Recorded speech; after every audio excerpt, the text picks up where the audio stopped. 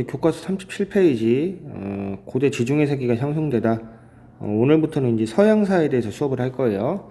우리가 전 시간 이전 시간까지는 이 중국사 즉 동양사에 대해서 수업을 했는데, 자 이제 중국사 이제 진나라, 우리가 그 은나라, 그 다음에 주나라에 이어서 그 춘추 전국시대, 그리고 진나라의 중국 통일, 그 다음에 진나라가 다시 이제 진시황이 죽은 다음에 이제 각지에서 농민 반란이 일어나면서 분열되었고, 그거를 한나라의 유방이 통일하였다. 한나라의 유방이 통일하였고, 그리고 그런 내용까지 해가지고 우리가 중국사 내용을 했고요.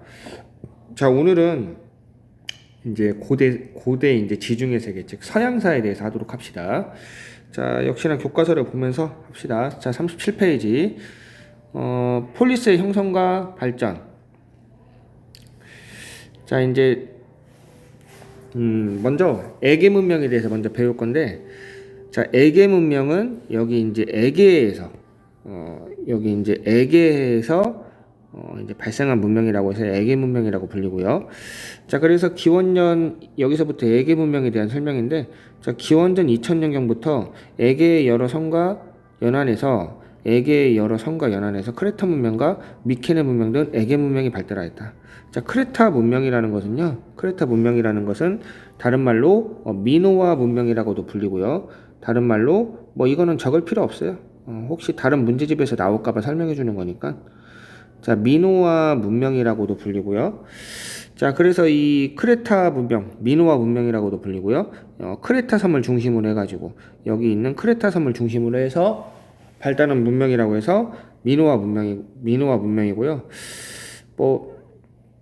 교과서에 나와 있진 않지만 그냥 교과서에 나온 정도만 합시다. 자, 이 정도까지만 하고요.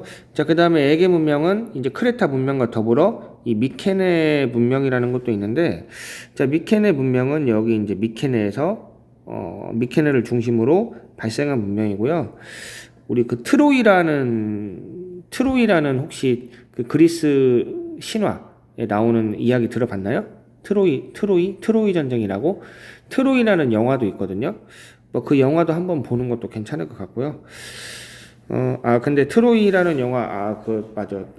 아마 연령 제한이 있을 거니까 그 연령 제한을 잘 참고해가지고 만약에 볼 수 있으면은 한번 보는 것도 여러분들이 역사를 이해하는데 도움이 될 거예요. 자, 하지만 연령 제한이 있을 수 있으니까 선생님이 그 정확히 연령을 잘 모르겠는데 한번 참고해가지고 연령 제한 잘 참고해서 여러분들이 나중에라도 보면 좋을 것 같고요. 자, 그래서 여기 미케네 문명은 그 트로이 전쟁, 그 트로이 전쟁의 중심지였다. 그러니까 트로이 전쟁이 이 미케네 지역에서 일어난 거죠. 트로이 전쟁이 이 미케네 지역에서 일어난 거고요. 이 트로이 전쟁에서 헥토드, 그 다음에 아킬레우스, 그런 이제 여러 영웅들이 등장하죠. 아가멤논, 그러한 여러 영웅들이 등장하는데, 자, 어쨌든 이 에게 문명은 이제 크레타 문명과 미케네 문명이 있다는 거, 이 정도만 여러분들이 알아두면 될 것 같습니다. 자, 그래서 어쨌든 이 미케네 문명은 트로이 전쟁 때 결국에는 망하는 거죠. 그러니까 트로이 전쟁 때 져가지고 망한 거죠. 자, 어쨌든 이 정도만 봅시다.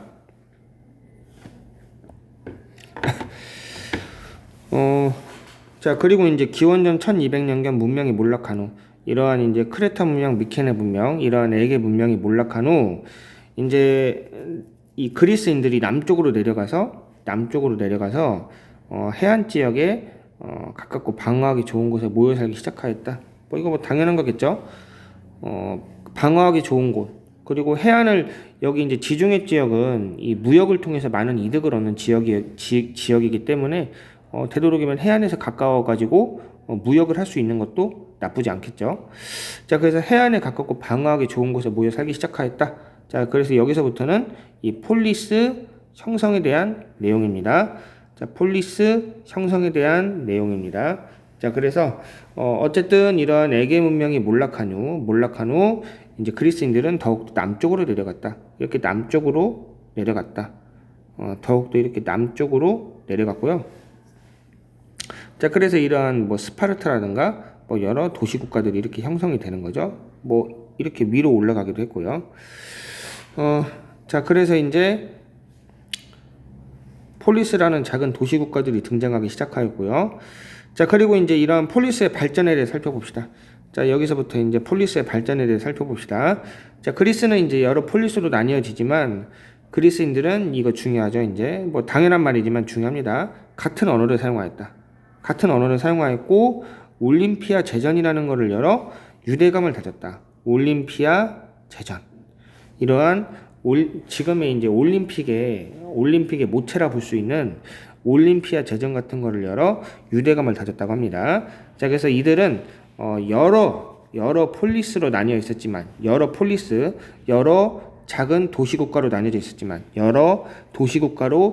있었지만 이들은 같은 언어를 사용하였고 이 올림피아 제전이라는 것을 주기적으로 열어가지고 서로의 유대감을 다졌다고 합니다. 자, 그래서 이제 여기까지는 사실 뭐 이렇게 주목할 내용이 없어요. 자, 그냥 에게 문명으로는 크레타 문명과 미케나 문명이 있었다. 그냥 그 정도만 알면 되고요. 말 그대로 그냥 그것만 보면 되고요. 자, 그리고 이제 에게 문명이 몰락한 이후에 이제 뭐 그리스가 여러 폴리스로 나뉘게 되었고 그리고 이제 이들은 이제 여러 이제 작은 도시국가로 서로가 국경이 갈라진 상태로 분열돼 있었긴 하지만 같은 언어를 썼고 그리고 주기적으로 올림피아 제전이라는 걸 열어서 유대감을 다졌다. 뭐 그냥 그 정도로만 여러분들이 이해하면 될 것 같습니다. 이제 중요한 거는 사실 여기 아테네와 스파르타기 때문에 자, 그리고 여기 오른쪽 지도도 한번 볼까요? 자, 이제 그리스가 이제 여러 도시국가로 나뉘어진 이유는 산지와 계곡, 해안, 그리고 도서지역으로 이루어진 그리스에서는 지형상, 그러니까 주변이 산으로 둘러싸여 있고, 이 고대 시대에는 교통수단이 발달하지 않았잖아요. 그리고 뭐 이렇게 도로를 까는 기술 같은 것도 발달하지 않았고요. 자, 그러다 보니까 이 수많은 산과 계곡, 그리고 해안으로 둘러싸인 이러한 그리스가 이 지형적인 특징, 산지, 계곡, 해안으로 둘러싸인 특징, 그 다음에 과거는 이 고대 시대에는 교통수단이 발달하지 못했다는 약점, 이런 것으로 인해서 어떠한 통일된 넓은 영역 국가로 하기에는 좀 어려움이 있었습니다. 자, 그래가지고 작은 국가들, 즉 폴리스, 작은 도시 국가들로 이렇게 분포해 있을 수밖에 없었다고 하는 겁니다. 자, 이제 본격적으로 중요한 거는 바로 아테네와 스파르타부터입니다. 아테네와 스파르타. 자, 그리고 아테네하고 스파르타는 서로가 좀 비교하면서 보면 좋을 것 같아요. 아테네하고 스파르타는 서로가 나이 버리면서도 약간은 반대되는 어떠한 정치 시스템을 갖고 있기 때문에 이거를 서로 비교해 보면서 보면 좋을 것 같습니다. 자, 그러면은 우리 아테네 봅시다. 아테네. 자, 아테네는 이 민주 정치가 발달하였는데, 자, 아테네는 스파르타와는 좀 다르게 이 민주정, 이 다수의 시민이 참여하는 민주 정치가 발달하였는데, 자, 그러면은 아테네의 민주 정치가 발달한 배경을 먼저 보도록 할게요. 자, 먼저 여러 폴리스 중에서 대표적인 폴리스는 아테네와 스파르타였다. 자, 아테네도 처음부터 민주정치를 한 건 아니고 초기에는 이러한 소수의 귀족이 정치를 담당하였다고 하는데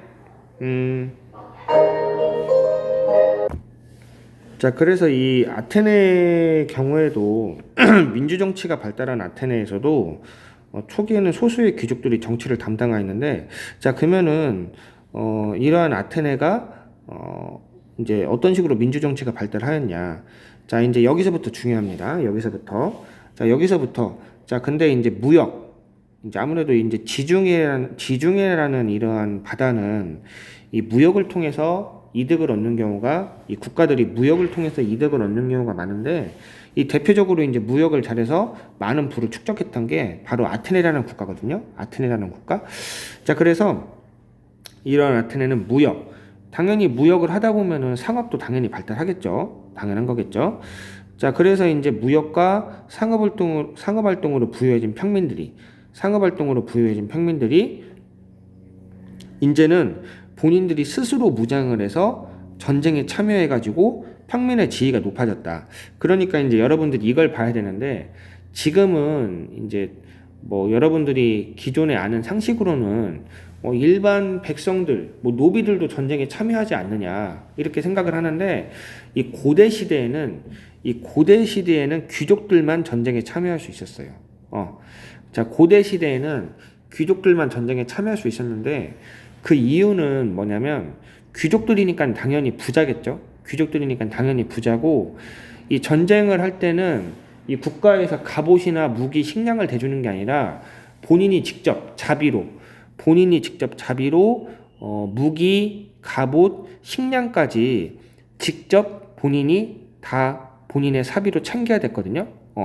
그러니까 그 위험한 전쟁에 참여하는데 본인이 직접 본인의 돈으로 무기, 갑옷, 식량까지 다 챙겨야 되는 거예요.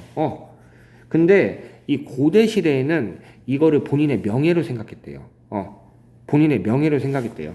자, 그래서 이렇게 전쟁에 참여하는 거를 어떠한 본인의 명예라고 해가지고 이거를 상당히 가치 있게 여겼는데, 이제 이후에 시간이 가면 갈수록 오히려 이 부자인 사람들이 더 군대를 안 가려고 하고, 그건 요즘도 마찬가지죠. 그래서 이게 변질이 좀 됐죠, 약간. 자, 그래가지고 어쨌든 이제 초기에는 어떠한 귀족들을 중심으로 해가지고 전쟁에 참여하고, 그러다 보니까 전쟁에 참여하면서 이들이 어쨌든 적들이 오면은 적들로부터 국가를 지키고, 그리고 뭐 영토를 확장하기도 하고 아주 중요한 역할을 했잖아요. 당연히 이 소수의 귀족들이 초반에는 정치의 주도권을 차지할 수밖에 없었어요. 자, 근데 이제 아까도 말했다시피 이러한 무역과 상업 활동으로 이 부유해진 평민들이 어느 정도 이제 본인이 이제 돈이 생기니까 스스로 무장해가지고 스스로 갑옷과 무기를 챙기고 식량까지 챙기고, 자, 그래서 이제 전쟁에 참여하니까 당연히 적들로부터 국가를 지키고 영토를 확장하기도 하고 이러한 중요한 역할을 하게 되면서 평민의 지위라는 것도 상당히 높아졌죠. 이전에는 귀족들만 전쟁에 참여하고 당연히 이 무기, 갑옷, 식량을 본인의 사비로 마련할 수밖에 없으니까. 자, 그래가지고 이제 과거에는 어쨌든 이렇게 귀족들이 전쟁에 참여하고 그러다 보니까 귀족들이 정치에서도 중요한 역할을 할 수밖에 없는데, 이후에는 이제 무역과 상업 활동으로 어느 정도 평민들도 부가 축적이 되었고, 이러한 축적된 부를 바탕으로 해서 스스로 무장해서 전쟁에 참여하면서 이 본인들의 몸값을 아주 높였죠. 자, 그래서 이들의 지위가 높아졌다. 자, 당연히 평민들의 정치 참여 요구가 높아질 수밖에 없고, 자, 우리가 목숨 걸고 국가를 지키고 전쟁에 참여하는데, 당연히 우리들도 정치에 참여시켜 달라. 자, 그래서 당연히 평민들의 정치 참여 요구가 높아졌고, 그래서 평민의 정치 참여가 점차 확대될 수밖에 없었던 거죠.